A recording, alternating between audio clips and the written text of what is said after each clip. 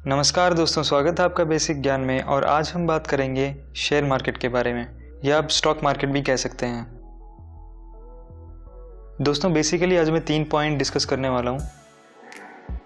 First है कि share क्या होता है, सेकंड है शेयर मार्केट क्या होता है एंड कैसे उसमें ट्रेडिंग होती है, थर्ड है कि किन चीज़ों की ज़रूरत है आज के टाइम पे स्टॉक मार्केट में ट्रेडिंग करने के लिए। तो चलिए शुरू करते हैं। So what is share. दोस्तों किसी भी बिजनेस को स्टार्ट करने या ग्रो करने के लिए कैपिटल यानी पैसे की ज़रूरत होती है, और वो भी बहुत सारे पैसे, जिसके लिए कंपनी के छोटे छोटे हिस्से कर दिए जाते हैं जिसे हम शेयर्स कहते हैं, और उन्हें पब्लिक को बेच दिया जाता है। फॉर एग्जाम्पल सपोज एक बिजनेसमैन है मिस्टर एक्स। इनकी एक कंपनी है जिसका नाम है ABC, जिसकी वैल्यू है 50 लाख रुपए, और ये अपने बिजनेस को ग्रो करना चाहते हैं जिसके लिए इन्हें 40 लाख रुपीज़ की और ज़रूरत है।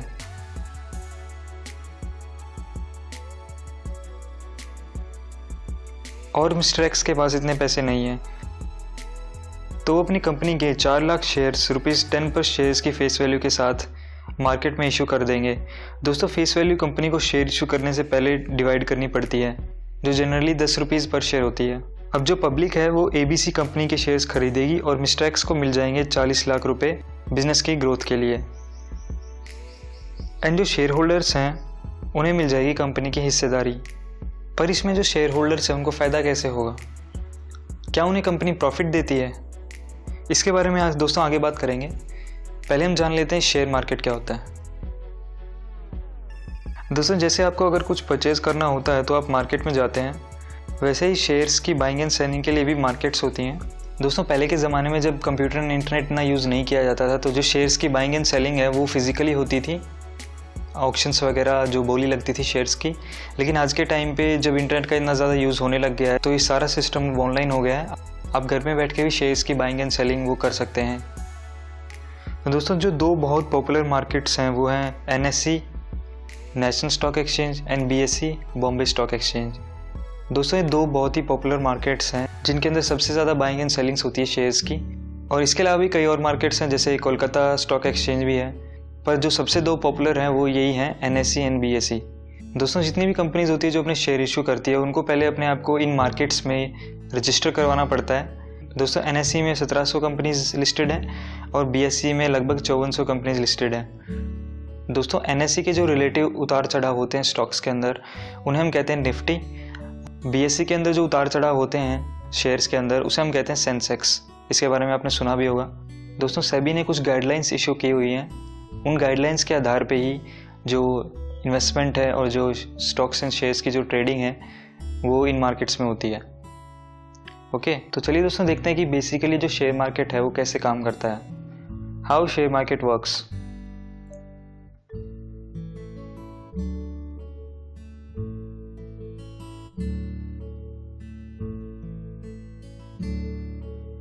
दोस्तों सपोज कीजिए ये BSE है, कंपनी पहले अपने आप को BSE में रजिस्टर करती है। एंड जो फाइनेंशियल ब्रोकर्स हैं वो भी शेयर मार्केट्स के लिए काम करते हैं एज ए एम्प्लॉय, उनका उसमें कमीशंस होता है। दोस्तों फाइनेंशियल ब्रोकर्स होते हैं जो पब्लिक होती है, जिनको शेयर्स और स्टॉक्स की नॉलेज नहीं होती है कि कौन सी कंपनी में इन्वेस्ट करना चाहिए, कौन सी कंपनी में इन्वेस्ट नहीं करना चाहिए, तो वो आपको एज ए एडवाइस देते हैं और आपके लिए जो बाइंग एंड सेलिंग है उसका काम भी करते हैं वो, और बदले में आपसे कमीशन लेते हैं। दोस्तों ज़्यादातर जो लोग हैं जो वो स्टॉक ट्रेडिंग स्टार्ट करते हैं तो वो फाइनेंशियल ब्रोकर की हेल्प लेते हैं, क्योंकि उनको इतनी जानकारी नहीं होती है इसके बारे में। तो एक बेटर ऑप्शन रहता है कि आप फाइनेंशियल ब्रोकर्स की हेल्प लें। दोस्तों सपोज कीजिए मिस्टर B हैं, उनको इतनी नॉलेज नहीं है शेयर एंड स्टॉक्स के बारे में, तो वो कांटेक्ट करेंगे फाइनेंशियल ब्रोकर को शेयर्स खरीदने के लिए, और फिर जो फाइनेंशियल ब्रोकर है वो मिस्टर C को कांटेक्ट करेगा उनके शेयर्स खरीदने के लिए।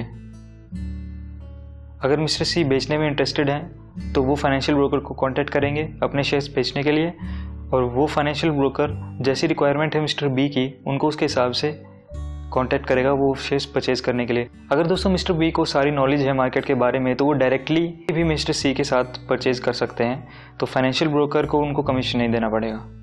तो दोस्तों ऐसे जो है बेसिकली शेयर मार्केट काम करता है। तो दोस्तों अब बात करते हैं कि जो शेयर होल्डर्स है वो प्रॉफिट कैसे कमाते हैं।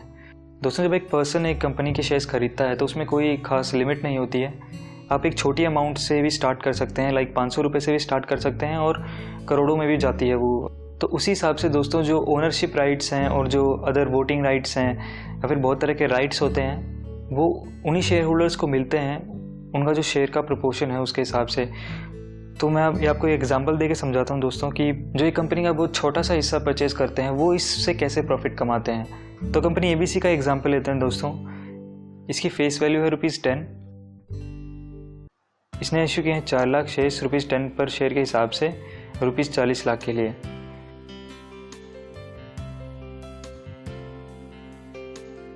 और मिस्टर B हैं जिन्होंने 1000 शेयर्स खरीद लिए 10 रुपये के हिसाब से 10,000 रुपये में।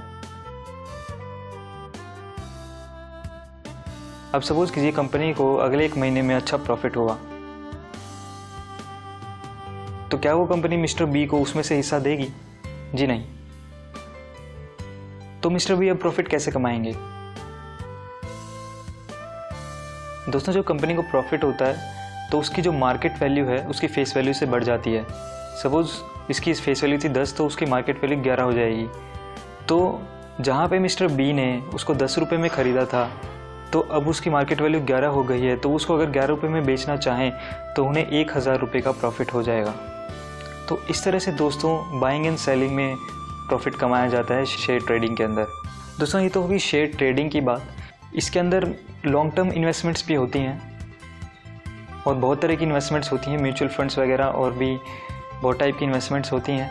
लेकिन बेसिकली अगर मैं बात करूं तो शेयर ट्रेडिंग में ऐसे ही जो शेयर होल्डर्स है वो पैसा कमाते हैं। रोज़ की रोज़ शेयर्स खरीदे जाते हैं, रोज़ की रोज़ बेचे जाते हैं जब उनके दाम बढ़ जाते हैं। और जिस तरह से इन्होंने प्रॉफिट कमाया है दोस्तों, वैसे ही अगर कंपनी को सपोज कीजिए लॉस हो गया तो जो मार्केट वैल्यू है वो कम हो जाती है, उसकी कम वैल्यू पे उसको बेच देते हैं तो आपको लॉस हो जाता है। तो ऐसे ही इसमें ये प्रॉफिट एंड लॉस का सिस्टम काम करता है।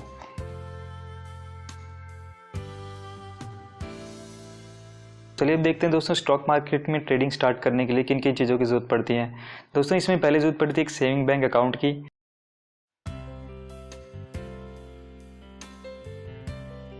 उसको हमें अपने डीमैट अकाउंट से लिंक करना पड़ता है। तो डीमैट अकाउंट हमारा एक अकाउंट बन जाएगा ऑनलाइन, जिससे हम जो हमारे जो डिटेल्स हैं हमारे शेयर स्टॉक से रिलेटेड वो हम सारी उसमें देख पाएंगे ऑनलाइन, कहीं से भी इंटरनेट के एक्सेस के थ्रू हम वो देख सकते हैं।